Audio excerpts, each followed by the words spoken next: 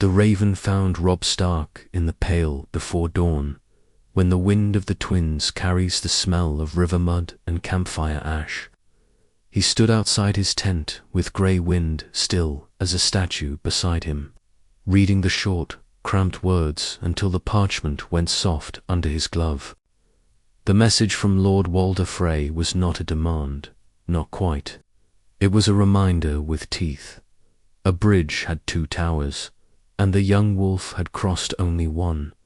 Robb had not married Talisa. He had not taken a healer by the hand and cut his banners. 2 ribbons for love. He had dismissed the ache he did not dare name, sealed it under the iron lid of duty, and now he waited for the price the River Lord would name. Catelyn watched him from the tent flap, the lamplight turning the white in her auburn hair to threads of copper. "Well," she asked. "He'll have us," Robb said, and the relief was so quiet she almost missed it. "He asks for courtesy, guests in good number, and a marriage as pledged. Roslyn." He said the name like a small stone in the mouth, not distaste only the weight of a future chosen for him by the dead. Ned Stark had always taught that promises were armor as much as they were chains. Both kept a man alive. "Then we go," Catelyn said, and her breath fogged the air as if it were winter again. "We go with banners high and our bellies full of patience. The Freys are flint. Spark them wrong and the whole hall is smoke." By noon, word had spread through the host. Some laughed that it had taken so long to reach the bridge that half the boys had grown beards twice. Others said nothing, measuring their lives by bread counts and horseshoes. Roose Bolton was among those who said least. He moved like a shadow with a pale shirt that never seemed to stain, watching the currents where men were concerned. He murmured, "Counsel of careful crossings and wary bedchambers," and Robb nodded, storing each suggestion like a pin in his sleeve. The king in the north did not sleep much that night. He thought of Talisa, of a smile like quick sunlight breaking through cold clouds, and he thought of a dozen petty lords who needed reminding that crowns were forged from obedience as much as from iron. He thought of Theonan Winterfell in smoke, and 2 dead boys burned to crisped bundles. He had not wept when the ravens came. He had not thrown a goblet or broken a jaw. He had sat still until the lids of his eyes ached, then stood and ordered a prayer before the heart tree he did not have. It was not the thing on the parchment he could not bear to speak. It was the empty place on the map where home had been. The twins rose from the river like a dare. Banners bobbed on both sides, the leaping trout, the roaring lion in miniature. On a Frey's bastard shield, the blue and grey of a dozen minor houses that owed their lives to a dry crossing. Lord Walder's sons received them with smiles as thin as old leather. Robb dismounted in silence, boots thudding the planks, grey wind padding at his side with a rumble like distant thunder. "King Robb," said Sir Ryman Frey, bowing just. "Enough. Lord Walder delights in your arrival. He has had the kitchens crack their pots since sunrise. The realm will sleep easier tonight," said Catelyn before Robb could speak. Her smile was a stitch through linen, strong, precise. "Lord Walder's table is famous for both meat and memory. The wedding was a matter of bolts and knots. Rosalind Frey was small and pale and tremulous, like a soft note plucked in a hard room. When she curtsied to Robb for the first time, she lowered her eyes and said she hoped she would make a good queen. Robb bowed and insisted she need only be a good wife. Catelyn watched them like a scribe reading an unfamiliar script, catching the slight tilt of Rosalind's head when Robb spoke to her of the north, of snow packed high as walls and the sound of the weeping water under ice. Rosalind smiled, not love. But there was a gentleness there that Lord Walder had not bred out of her. At the feast, Lord Walder's jest fell like thrown bones. He jabbed at Robb's honour, his temper, his victories. He jabbed at Catelyn's motherhood like it were a coat she wore wrong side out. Above them, the beams sagged with history. Beneath them, men drank and tried to forget that history had teeth. But there was no music sharp enough to cut a throat that night. Robb had come as promised. Edmure Tully-pinched with regret that he had once balked at a fray. Mat raised a cup to his nephew and to Roslin. And Lord Walder raised a cup to his bridge. May it never fall while frays yet draw breath. Even Roose Bolton drank, though his eyes moved like a measuring tape across every face in the hall. When the bedding chants erupted, Robb stood and lifted Roslin with careful hands. "If it pleases you," he murmured, and Roslin, surprised, laughed like a bell rung softly. The room roared and smashed and romped, and Catelyn let go of breath held too long. She did not trust Lord Walder, but oaths were the steel that braced a treacherous spine. For tonight, at least, the steel held. Morning tasted of cold mutton and river mist. Robb held council in a lesser hall with Blackfish Tully, Lord Karstark's captains, the Lord himself, dead by Robb's justice. That wound still bled in whispers. Mage, Mormont, the Umbermen, and Roose Bolton, who had a map like a dead man has a shroud, neat, final, impossible to argue with. "We must break the Lannisters before the gold grows fat again," Blackfish said, tapping the riverlands. "Tywin pulls his strings, but the strings fray at the fingers. King's Landing is young on its throne. Stannis gnaws at Dragonstone like an old dog on bone, but he is not done. Nor is the North," Bolton said, voice cool and flat. "The Ironborn sit their damp thrones in our drowned halls. We cannot rule in exile. The men remember home, not just banners." Robb looked between them and felt the crown like a yoke. "Then we strike in two places," he said. "Roose. You take the Dreadfort men and the River Lords loyal to you, and clear the Ironborn from the stony shore and Barrowlands. Make the farmers open their doors again. Do not make enemies where you can make vassals." Bolton bowed his pale head. "As you wish, your grace. Blackfish, you and I hold the Frey Bridge and swing south like an axe. We Harry Lannister supply lines. Edmure will rally what he can from River Run. We do not meet Tywin on a field of his choosing. We starve him of bread and sleep." And Roslin, Catelyn asked. It was not a mother's question so much as a general's calculation. "She travels with us," Robb said. "Or with you, if you prefer. I'll not leave a new-made queen at the twins long enough to sour in Lord Walder's barrel." That drew the faintest smile from his mother. "You learn quickly," she said. "Sometimes," Robb answered, and he thought of Talisa again, swift and bright and out of reach, and of how learning late had almost cost more than a lesson. The first days after the wedding, everything felt like walking across ice and not. Hearing a crack, the men sang, the cooks whistled. Even the Frey boys grew bold enough to talk of glory without darting glances to the dais. Robb sat with Roslin in the mornings, sharing bread and stories. She told him about a kitten she had kept secret in a granary. He told her about snowball fights along the first keep's shadow. He realized, slowly, that kindness was a kind of strength Lord Walder neither valued nor understood. When the northern host broke camp, the river wind took their banners and snapped them loud enough to wake the crows. Robb rode at the front, grey wind pacing, Roslin a few lengths behind, with Catelyn and her household guard. He felt the road under his horse like a long, taut string pulling him toward decisions he could not unmake.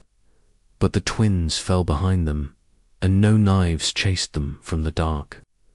The young wolf had chosen honor in the place of impulse, and for the first time in many moons the path ahead did not smell of ambush. It smelled of toil, of blood. Aethys was war, but also of possibility. It smelled like the north in thaw, when the first green shoots shoulder up through slush, and insist the world is not done yet. The march from the twins to the tumblestone taught the men to breathe again, after weeks of waiting for the floorboards to turn to knives. The roads, honest, ache-chafed thighs, wet boots, a belly that growled at sundown felt like blessings. Robb set an easy pace for the first 2 days to keep the baggage from lagging and to let the Frey levies see that their new-made queen did not ride in fear. Roslyn wore a grey cloak trimmed with marten, the colour chosen by Catelyn's hand rather than Lord Walder's, and she kept her mare steady even when grey wind loped near with that lupin curiosity that made lesser men gulp. If she was afraid, she hid it in a little hum, a tune only she seemed to know, which eventually drew smiles from the Mormont girls. Riding rearguard, the council that first night out was a small fire under a broad sky. Blackfish crouched with his knife, drawing lines in damp earth, while Mage Mormont cracked nuts with her palm and looked ready to crack skulls the same way. Edmure had not yet come up from River Run. There were wells to fix, a gatehouse to shore, and river lords to wrangle, but a raven promised him soon. Roose Bolton stood a little back from the light, pale eyes reflecting fire in a way that made grey wind's hackles lift. Robb felt the prickle, noted it, and made himself look away. He'd grown tired of being the man who only felt and never measured. "We cut the Golden Road at the Mummers Ford," Blackfish said, slicing a rut across the dirt map. "Their wagons come fat from the Reach and the Crownlands both. Strike there, and you'll have Tywin eating barley crusts by Michaelmas, or he'll burn the fields to keep us from them," Roose said softly. "He has done such before." "Then he must choose between starving the Riverlands or feeding his armies," Robb answered. "Both shorten his leash. We won battles when he was quick. Now we will win weeks." Catelyn said nothing for a time. She watched Robb, then the men around him, then Roslyn seated a little to the side. "Send riders north tonight," she said at last. "Not just banners to call, words to soothe. Lord Glover, the Umbers, the Ricewells, Lady Hornwood's men. Tell them you have wed as you swore. Tell them you are coming home as soon as winter allows. Men fight harder when home feels closer than graves." Robb nodded and turned to a boy with ink-stained fingers hovering near the light, right before dawn. He dispatched Roose with a hard, neat packet of orders. Retake Torrent Square and Deepwood Motte by siegecraft if he must, but spare the small folk and court the Manderleys to open their granaries. "If you cannot take Moat Cailin, you will at least make it costly for the Krakens to hold," he said. Roose's mouth moved in the ghost of a smile. "My leal men will cherish the chance to bleed for the Dreadfort and the crown, your grace." Grey wind rumbled low. Robb laid a hand on the direwolf's neck, not to still him, but to share the unease. "And you will write me weekly," he added. "The north is long, but not so long a raven cannot find its king." They parted on the green. Fork with the brittle courtesies war makes necessary. Robb watched Bolton's column wind away, drab as a mud-brown snake, and forced himself to hope that necessity made allies of odd men. The first strike fell like a hammer into soft wood. Scouts brought word of 10 Lannister wagons, and 60 men camped arrogant as summer peacocks near the ford.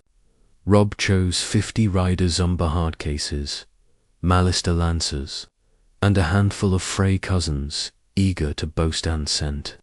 Blackfish around through thorn and cattail, while he took the road with grey wind at his knee. At the agreed whistle, the cattail exploded into men, the road vomited steel. It lasted minutes. When it ended, Robb had 3 prisoners, 9 horses, an arm full of bruises, and a sudden sweet stink of garlic and wine from a split cask rolling in the river. They burned the rest and rode light. By noon, smoke stained the sky far behind them. That night the men laughed too loud and ate too fast, and Robb let them. Victory sours when rationed too tight. Roslin asked to see the prisoners. Catelyn dilted, her head in caution, but the girl's mouth had that stubborn tilt daughters get when they have decided to grow by 1 inch in a single hour. Robb led her himself. The captives were boys mostly, freckled and shaky, wrapped in spare cloaks under the eye of an umber who could have used each of them as a toothpick. Roslin knelt to one and offered water. My father says mercy is something Freys buy on a market day and keep in a locked chest, she murmured later as they walked back through the camp. I think maybe the lock rusted. Robb glanced at the stars to find his own bearings. Mercy keeps your hands from becoming your enemy, he said, but it's no shield if you hold it up in the wrong hall. You held it up tonight, she said. You only killed those who met you with steel. I want my men to see how I win, he answered. He thought of Talisa suddenly and savagely, the way she'd looked at battlefield wounds as if they were riddles set by a cruel tutorand. He bit the memory until it stopped dragging at him. He had chosen. The choosing did not end the ghosts. Ravens came. Some bore good words. Seer Bryndon's riders swam the Red Fork at night and doubled the wagon's losses in 2 days. A Manderley scribe, fat ink blots sealing fat promises, hinted at ships for White Harbour and a welcome colder than ale. Others came sour. Tywin had recalled Seer Gregor Clegane from his burned circuit and posted him along the Blackwater to guard the grain rafts. Seer Adam Marbrand was seen near Hut with 500 fresh from the west, and there was one from Deep Wood Mott, written in a strange tight hand, saying a force with flayed men on their shields had taken a band of Ironborn near the Wolf's Wood and hanged them in neat, dry lines. Robb read that one twice. Roose writes. As Roose writes, Catelyn said dryly. He writes enough, he said, though the words felt like pebbles in his mouth. If he hangs crocans, I care not whether the knots are neat. They moved like gnats along Tywin's skin. Every time the lion swung a paw, he hit air. Robb refused pitches to strike a grand battle. He burned 2 storehouses, lifted another, and fed Roslin her first apple baked in a helmet. She laughed, real. Laughter, the kind that made nearby men soft-eyed for a breath and then ashamed of it. He teased her for the way she saved half for Catelyn and then for a Mormont girl. And in the teasing he felt the sharp edge of something blunted, a grief, a guilt, a hunger for the thing he had refused. It did not vanish. It simply stopped ruling. Him, on the 7th night out, a rider scarred as a nutmeg brought Edmure Tully with a dust cloud escort. Riverrune's lord looked thinner and older, and when he fell into Catelyn's embrace, he held on longer than was necessary. The forges. Sing again, he reported, breath steaming. Seer Devon Lannister tried the golden tooth, and failed of it. Our scouts say he can't spare the men without stripping the west bare. The Crannogman stir in the neck. They send frogs and riddles. Then the neck is as it has ever been. Catelyn said, and for the first time in too long. She pressed her brow to her brother's briefly, and let herself be a sister. Edmia's smile fell when grey wind bristled and turned to the dark line beyond the fire. A messenger slid out of night like a knife dragged from oil. He wore no Lannister red, no Frey blue, only a plain cloak with the smell of horse and haste. He knelt before Robb and held up a sealed tube. The wolf head pressed in wax was stark. Aye, but the hand that had set it was stiff and elderly. Robb broke it. He read again, slower. Lord Walder Frey requests his queen's presence at the Twins for a harvest blessing. He said aloud, voice even, because the silence around him had sharpened to a point. He says it is a family right his house has honoured since before the conquest. Blackfish snorted. And since before the conquest, Walder has used rites to mask sours. Catelyn took the letter and held it up to the firelight. She smelled the wax. She read the cramped signature. Her lips thinned. He feels slighted. Because we left, Robb said. Because I did not ask to borrow his bridge whenever I would cross the river I am fighting to keep from burning. Because you married his girl, but took her away before he could sit upon that fact like a hen on a jewel. Catelyn answered, if you send Rosalind back, it must be with a guard that looks like love and not like fear. Rosalind had moved nearer, silent as snowfall. If I do not go, he will stew, she said. If I go alone, he will gloat. If I go with your mother, he will preen. If I go with you, he will plan, Robb said. Either way, he will plan. Night pressed close then, a circle of dark around their ring of fire. Robb looked from his mother to his uncle to his queen. Somewhere north, Roose Bolton was a smear of intent moving through trees. Somewhere south, Tywin Lannister was learning. To be hungry will answer at dawn, he said. With gratitude and terms, I will not be dragged back to that bridge by a string of courtesies, but I will not cut the string and pretend it never held us. He slept badly. He dreamed of a hall with beams that groaned like old trees and cups that shone and blades that did not. He woke before first light to find grey wind sitting in the dew, watching the eastern dark as if it owed him a debt.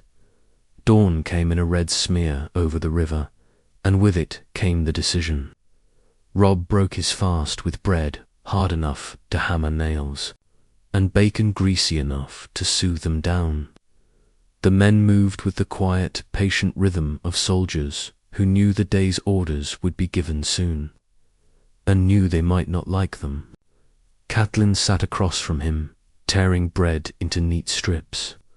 Rosalind had not yet emerged from her tent, but he could hear the hum she sometimes carried into the Dysoft, distracted, as if her mind was somewhere else entirely. He sent the letter to Lord Walder with careful, lawyer's words, thanking him for the invitation and proposing that Rosalind attend the harvest rite only after their current campaign's next phase was secure. The ink was still wet when Blackfish read it over Robb's shoulder and grunted approval. It's polite enough to keep him guessing, Brynden said, and firm enough to remind him you are a king, not a page boy summoned for errands. By midday, they were riding south along the Green Fork, skirting villages where Lannister banners had been cut down but not yet replaced. These were ghost places, empty hearths, no dogs, no smoke, just the wind moving through shutterless windows. Edmia's jaw worked as he took them in, each one a stone added to some private wall of guilt. Robb did not speak to him of it. He had his own wall, and it was already high enough to block the sun. That afternoon, scouts brought in a Lannister deserter, a boy of no more than 17 with a blackened burn along one cheek. His story tumbled out between gulps of water. Gregor Clegane was mustering a fresh raid east of Harrenhal, with orders to scour the villages feeding Robb's southern approach. Worse, the mountain had been promised free rein to take whatever or whomever he wished. Robb's council gathered in the shade of a crooked oak. "If we chase him," Blackfish said, "he will scatter, and the men he leaves behind will burn anyway. He's bait, Robb, and you know the teeth behind that bait." "Then we make him chase us," Robb answered. "We take his forages, burn his stores, and keep our columns light. Make him march until the men under him curse his name more than ours." Edmure nodded reluctantly. "If he's moving east, we can turn west and still cut the Gold Road again. But Harrenhal will remain his kennel. He'll always come back to it." "That kennel is full of bones," Catelyn said sharply. "And there are debts in that hall I'd see paid." Roose would have smiled at that, Robb thought. But Roose was far north, maybe staring at the same kind of smudged horizon, maybe measuring some other man's heartbeat by candlelight. He pushed the thought away. That night, while the camp lay in a haze of smoke and meat smells, Robb walked the picket line alone but for grey wind. The men spoke in low voices as he passed, some calling him Your Grace with pride. Others, with the heavy irony soldiers used to make fear taste like wit. He stopped at Rosalind's tent. She was mending a sleeve by lamplight, her stitches small and steady. "My lord," she said, looking up. "My queen," he answered, trying the words aloud for the first time. They sat together for a time, talking of nothing urgent. She asked about the neck, whether the Crannogmen truly lived in houses that floated. He told her about reed spears tipped with frog gig-prongs, and the way they could vanish into reeds as if water had swallowed them whole. When she laughed, it was soft, but there was steel in it too. "I have thought," she said at last, "that if my father ever turned his bridge into a trap, it would not be the feast that killed his guest. Sit would be the water. The bridge would fall." Robb looked at her more closely. "Do you say that as a fear or a hope?" She bit the thread and set the needle down. "I say it because sometimes I wonder what it is I've married into. Not you, the crown, the wolves, the roads. Between all the wolves' dens, you've married the road as much as me," he said. "And the road is dangerous." She nodded once. "Then I will learn to ride it with my eyes open." 2 days later, the first reports came from Bolton's column. Torrance Square had been retaken, its walls patched, its garrison refitted. Deepwood Motte was next. There was no word on how many had died to take the square, or what had become of the surviving Ironborn. But the message was signed in Roose's neat, precise hand, and Robb allowed himself the smallest measure of relief. Near the Mummers Ford, Robb's riders struck again 6 wagons this time, laden with grain, salt pork, and 2 barrels of sweet cider that set the men singing until long after dark. It was a clean victory, the sort that warmed morale like a wet fire. But as the smoke from the burning wagons drifted east, Robb knew Clegane would smell it. The mountain would come, and the dance would begin. The raven from the twins came on the 5th night after that. This one bore fewer pleasantries and more ink. Lord Walder's polite insistence had sharpened into a complaint. The harvest rite could not wait. Rosalind's absence was a slight to her house and the 7 themselves. And the Frey levers, still with Robb, might grow uncertain in their loyalty if their lady did not honour her kin. Blackfish read the letter and spat. "He's feeling for your throat." Catelyn's eyes were darker than the night around them. "He will keep feeling until you either let him take your breath or you bite back." Robb held the letter to the fire until the wax blistered and the edges curled. "We bite back," he said, "but not with steel. Not yet. If he wants to measure his pride against my crown, we'll give him reason to measure again." And somewhere behind that resolve, in a place he did not speak of, Robb thought of how different all of this might have been if he had let his heart choose instead of his oath. Talisa's face flickered in that thought like a candle in a draught, and then it was gone. The decision was made before dawn. Robb sent 2 ravens, one to Lord Walder, laden with the kind of formal flattery that could keep a proud man simmering but not boiling. The other to Bolton, instructing him to send a trusted captain south under the pretext of delivering captured Ironborn to the twins. "Tell him," Robb said to the scribe, "that the men will be handed over as a gift from House Stark to House Frey, and that the captain should keep his ears open, his mouth shut, and his knife sharp." Blackfish raised a brow when the orders were read aloud. "You mean to send a shadow into Walder's hall?" "I mean to send a set of eyes that isn't mine," Robb replied. "We don't strike unless we have proof his hands are already bloody or about to be." The column moved west the next day, hugging the wooded banks of the Red Fork. The air carried the tang of early frost, and the sky had that pale, washed-out look that warned of winter sniffing at autumn's heels. Men pulled their cloaks tighter. Even the horses seemed to feel it, stamping more often, snorting steam. Edmure rode beside Robb for a time, their conversation meandering from supply lines to the Tully fishery at Riverrun. But when talk fell to the mountain's movements, Edmure's voice dropped. "I've fought him once," he said. "If he catches you on open ground, you'll know it by the screaming before you see his men." Robb glanced at the woods, pressing close. "Then we'll make sure he never finds open ground." 3 nights later, the trap was set. Scouts reported Clegane's column pushing hard along the river, likely drawn by the smoke of Robb's last raid. Blackfish had chosen the ground, a narrow bend where the river hemmed the road on one side and thick bramble choked the other. In the dark hours before dawn, Robb's riders slipped into position. Archers hid in the brush, swordsmen lay flat. In the mud, grey wind pacing in silence.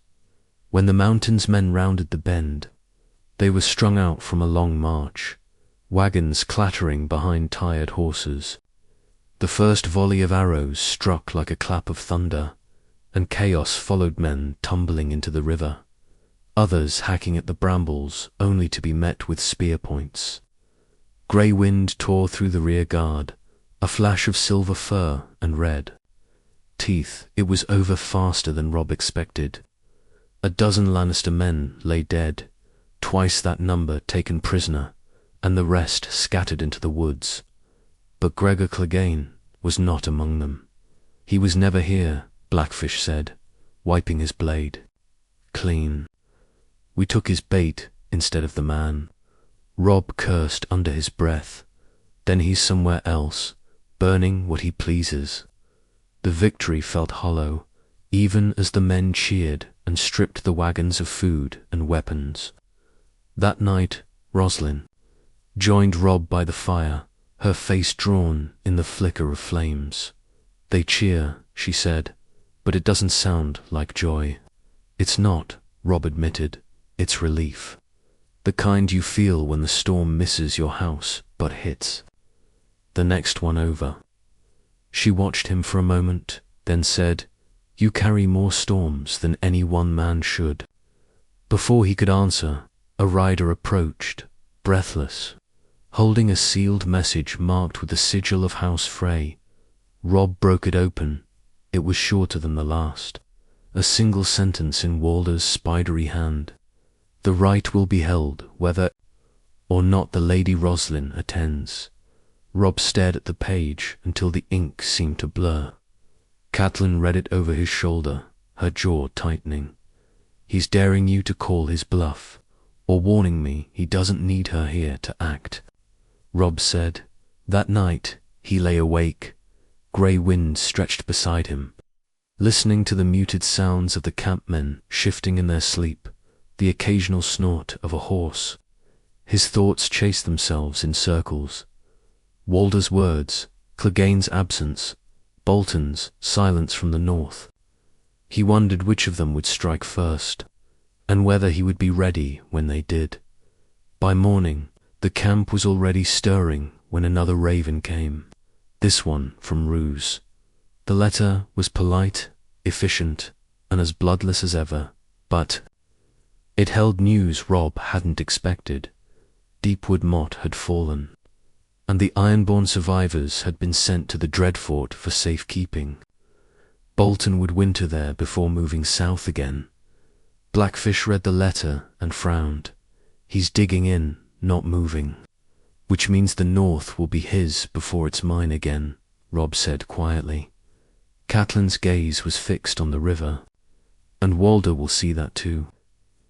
Every day you're away from the north, the game changes.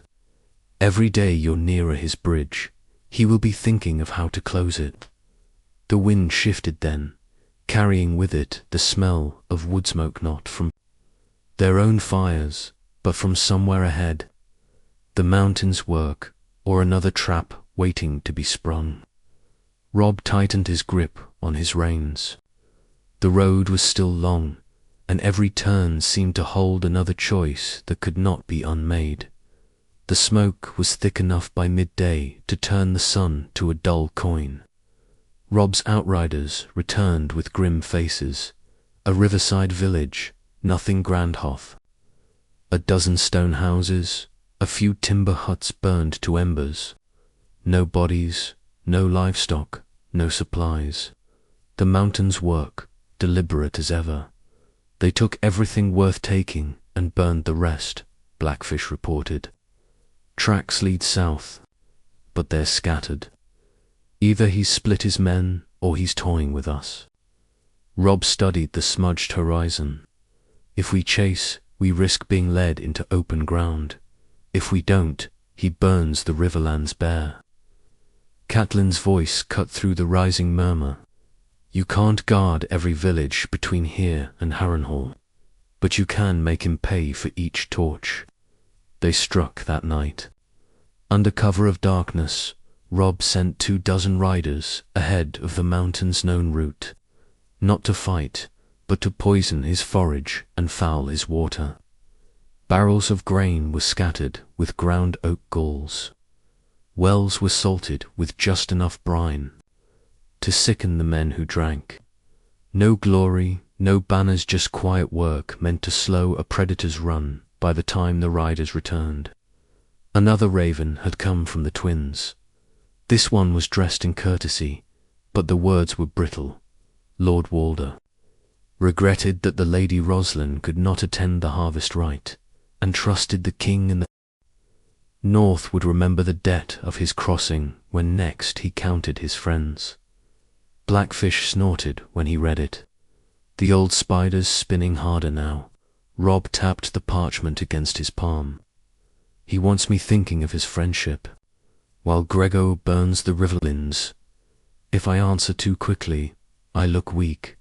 If I ignore him, I give him cause to act. Roslyn sat nearby, her mending forgotten in her lap.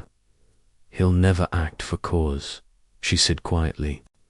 He'll act when it suits him, and then he'll tell the tale in a way that makes him the wronged party. It was the sharpest thing she'd said yet about her father. Robb met her eyes, then looked away. Then the trick is to make sure. It never suits him. The next days blurred into a dance of raids and retreats. Robb's column struck another supply line, this one guarded by knights in crimson cloaks who fought longer and harder than their predecessors. Grey wind tore a man from his saddle, and the sight of it sent 3 more scattering. The wagons yielded. Barley, salted beef, and a small chest of silver coin, spoils enough to feed the host another week. But each victory seemed smaller. the shadow of Walder's letters stretching longer. Bolton's silence from the north only deepened the unease. Edmure tried to fill the space with talk of Riveroon's repairs, of the forges clanging through the night, but even he could see the tension in his nephew's shoulders. On the 8th day after the last letter, a new messenger arrived, this one bearing the Troughton Tower seal of Riverrun. It was not Edmure's hand, but the careful script of Seer Desmond Grell. The letter spoke of rumours from the twins' whispers that Lord Walder had been seen drilling his household guard in the yard, and that 2 of his sons had ridden east in secret. No mention of where. Robb read it twice, then passed it to Catelyn. She did not speak for a long while, only folded it neatly and tucked it into her sleeve. "If this is true," she said at last, "then he's laying pieces on the board. He's not moving yet, but he's making sure he can when the moment comes." That night, Robb sat by the river with grey winds, head heavy on his knee. The water slid past dark and cold, carrying the reflection of a moon that looked too thin to light the world. Rosalind joined him, silent for a time, before she said, "If you send me back to him, will it stop what he's planning?" Robb shook his head. It would only change the timing. "Then keep me here," she said. "If I'm going to be a piece on his board, I'd rather be on yours." He almost smiled at that. Almost by morning, scouts brought word that the mountain had turned east, perhaps toward Harrenhal. It was a chance to slip behind him, to strike his supply line again, but it would draw them closer to the twins. Robb gave the order anyway. The road bent toward both enemies now, and he could not afford to let either vanish from sight. That evening, another raven came. This one was unsealed, its message scrawled in a hurried hand. "Your Grace, a man from the Dreadfort has been seen at the twins." The news landed like a stone in Robb's gut. A man from the Dreadfort at the twins' Boltons. Man was not something that happened by accident. The raven's script had been rushed, blotched, as if the sender feared the ink would be cut off mid-sentence. Robb read it again, slower, as if a hidden meaning might crawl out from between the lines. Catelyn's eyes narrowed when she saw it. "Roose has his reasons," she said, though the tone made it clear she didn't trust them. "Perhaps he sent the man you asked for. Perhaps," Robb said, but Bolton's missives had been clockwork precise since leaving the Green Fork, measured, deliberate, cold. This was the first hint of something unscripted, and it came not from Bolton, but from an unmarked hand. Blackfish tapped the parchment. "If that man is who you sent, he's alive, and Walder's letting him walk the yard in sight of every gossip in the castle, which means Walder wants word of it to reach you. To make me wonder which side Bolton is on," Robb said grimly, "or to make me doubt the one man who's actually retaking my home." Rosalind sat a little apart, the firelight making her hair seem almost copper. She'd gone very still when the raven came, as though she were listening for something only. She could hear. "My father likes to play one guest against another," she said. "If your man is in his hall, it's because my father thinks he can win more by keeping him breathing than by putting him in the river." That night, the camp lay uneasy. Every creak of saddle leather, every distant crack of branch seemed to carry the weight of the twins. Robb walked the perimeter twice, grey wind pacing at his side. He tried to think as Roose might think, surgical, but the thoughts tangled with anger in the morning. He dispatched his own messenger north, this time with no written orders. The man was to ride to the Dreadfort, speak to no one on the road, and deliver one question into Bolton's ear. "Why is your man in Walder Frey's yard?" By the 3rd day's march east, they caught sight of smoke again, thin, lazy, too far to be one of their own cook fires. Scouts returned with word that it was a supply depot guarded by less than 100 men. Robb struck at dusk, using the riverbank as cover. The depot burned quick and hot, taking with it enough grain and salted meat to starve 200 Lannister soldiers for a fortnight. The men cheered. But Robb's mood didn't lift. Victories were supposed to be stepping stones. This one felt like standing still while the river rose. That evening, Edmure sat beside him by the fire. "You're thinking about the twins." "I'm thinking about the man from the Dreadfort," Robb said, "and whether I'm chasing the mountain in the wrong direction while Walder and Roose decide which one gets to gut me first." "You're winning battles," Edmure said. "Small ones aye, but they keep Tywin off balance. If Walder means to move against you, he can't do it while you're at his gate, and Roose. Well, I've never liked him, but I've never seen him throw away a chance to hold more land." Catelyn joined them then, lowering herself onto the log with the care of someone carrying more than her own weight. "You can't fight shadows, Robb," she said. "Not until they step into the firelight.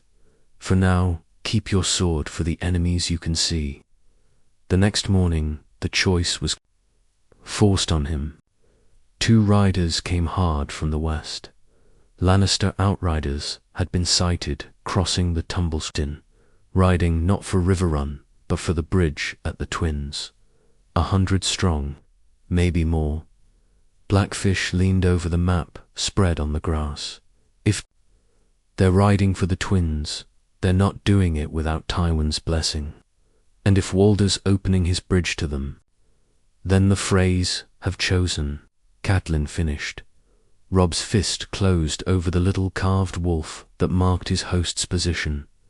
"If they have, then we'll know soon enough. Either we cut those riders off before they reach the bridge, or we let them cross and find out which banner greets them on the far side." Rosalind stood just outside the circle of firelight, her face unreadable. "If you mean to stop them," she said, "you'll need to move faster than my father can send a raven." Robb looked at her for a long moment, weighing something he didn't speak aloud. Then he gave the order to break camp before first light. The road ahead bent toward the Twins again, whether he wanted it to or not. And somewhere between the river and the bridge, the truth would be waiting one way or another.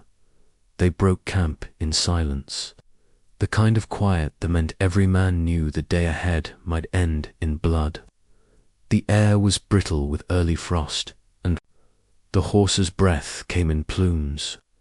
Robb rode at the head, grey wind loping just ahead of his destrier. The wolf's ears pricked forward as though he could scent the shape of the road miles in front of them. The scouts fanned out wide, riding hard to trace the Lannister outriders' path. By mid-morning, word came back. The enemy had split into 2 groups, one hugging the riverbank, the other cutting across farmland toward the bridge. Robb didn't hesitate. "We take the farmland," he told Blackfish. "If we drive them off, the river riders will be cut from the bridge before they know we're there." It was quick work setting the trap. Archers found their perches among the bare-limbed trees. Mallister horsemen positioned themselves in a shallow gully hidden from the road. Robb's own guard waited in the center, cloaked and hooded, looking more like tired farmers than soldiers.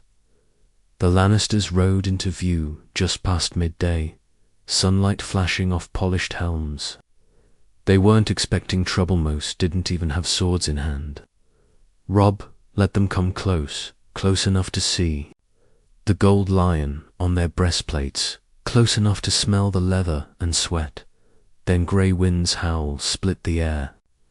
The archers loosed, the Mallisters charged, and the road became a tangle of screams, hooves, and clashing steel. Robb fought from the saddle, his sword flashing in the weak light, cutting down a man who'd tried to pull a bow on Blackfish. By the time the dust settled, a dozen Lannisters were dead, another 20 taken alive, and the rest scattered like leaves in a gale. But it was what one of the prisoners said that froze Robb's blood. Questioned under the watch of 2 umbers, the man blurted that they weren't riding to fight, they were escorting a special party from Harrenhal to the Twins. He didn't know who was in it, only that Lord Tywin himself had given the order, and that Lord Walder had agreed to play host. Robb stared at the man for a long moment before stepping back. "Get him fed," he told the umbers, "and keep him breathing." That night, the council fire was ringed with grim faces. "It could be a marriage," Edmure said. "One of Walder's brood tied to a Lannister to seal his loyalty. Or it could be an army," Blackfish countered. "A small one, but enough to garrison the bridge and close it to us for good." Catelyn's eyes didn't leave the flames. "Or it could be a trap, one that doesn't need an army if the gates are shut from the inside." Rosalind sat on the far side of the fire, her cloak drawn tight, her gaze fixed on nothing. When Robb looked at her, she finally spoke. "If my father has agreed to host anyone Tywin sends him, it means he's already decided who wins this war, and it isn't you." The words landed hard, but there was no venom in them, just a quiet certainty. Robb studied her face, trying to read if she meant it as warning or surrender. "We ride for the Twins," he said at last. "If Walder means to throw in with the lions, I'll hear it from his own lips." Blackfish's jaw tightened. "You'd walk into his hall, knowing what might be waiting." "I won't walk blind," Robb answered. "We'll go as far as the crossing, and we'll see whose banners fly. If they're Frey alone, we talk. If they're gold and crimson, he'd let the rest hang in the cold air."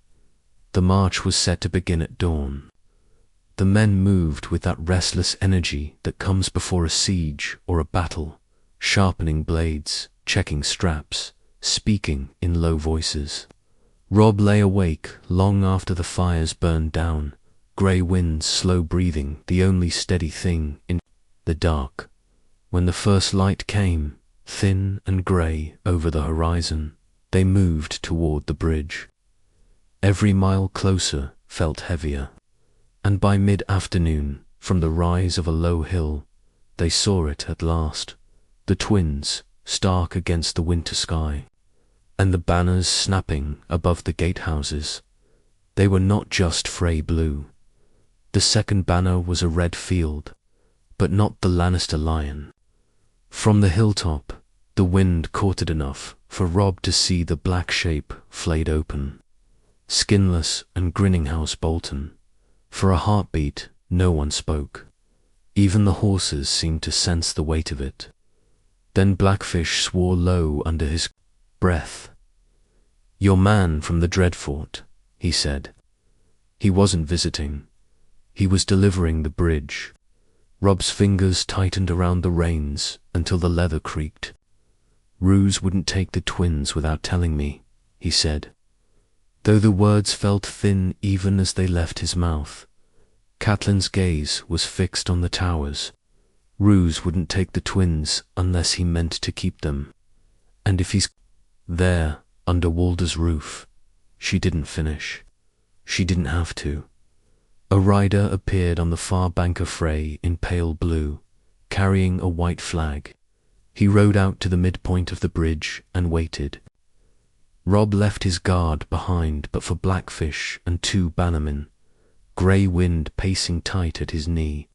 The river roared under the planks, louder than he remembered, as though it too sensed the tension above it.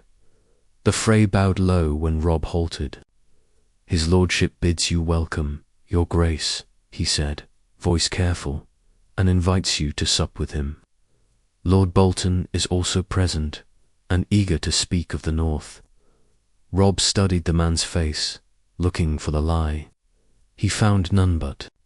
Then lies in the twins were told with truth's expression. "Tell Lord Walder I'll accept his hospitality tomorrow at midday," he said. "We'll camp here tonight." The Frey looked relieved, as if a trap had just been delayed rather than sprung. "As you wish, your grace." He turned and rode. Back, the white flag trailing limp behind him. Back in camp, the council was a knot of arguments. Edmure wanted to take the bridge by force before nightfall. Blackfish warned that even if they succeeded, they'd have to hold it with two hostile houses pressing from either side. Catelyn said nothing until they were all looking at her. "If you go in there tomorrow," she said, "you go knowing the floor could open under your feet. And if you don't, Walder will tell the realm you've spurned his welcome. And Roose will whisper that you fear to stand under the same roof as him." Rosalind stepped forward then, pale but steady. "If you mean to go, take me with you. Let him see me at your side. It will sour him to watch me stand where he cannot move me without moving you." Robb looked at her a long moment, and in that moment he knew the choice was already made. "We go," he said, "but we go ready." That night, the camp was a hive of quiet preparation. Extra mail was fitted under doublets. Knives were hidden in boots and sleeves. The men chosen to accompany the king were all ones Robb trusted to kill quickly if they had to. Grey Wind paced the perimeter without a sound, his eyes catching the firelight like chips of ice dot before dawn. Robb found himself alone at the riverbank. The current whispered against the stones, carrying the scent of cold and iron. He thought of the road that had brought him hither, battles won, the ones avoided, the oaths kept, the one he'd almost broken. Not marrying Talisa had kept him from one trap, but it hadn't changed the nature of the board. The players were the same, the game was the same. Only the moves had shifted. By midday, they rode to the bridge. The gates of the twins swung open with deliberate slowness. Lord Walder waited in the yard, hunched and grinning, flanked by his brood. Beside him stood Roose Bolton, pale as the river fog, his expression unreadable.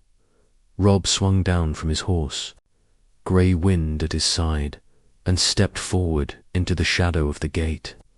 Whatever happened next, he would meet it on his feet, his sword close, and his eyes wide open.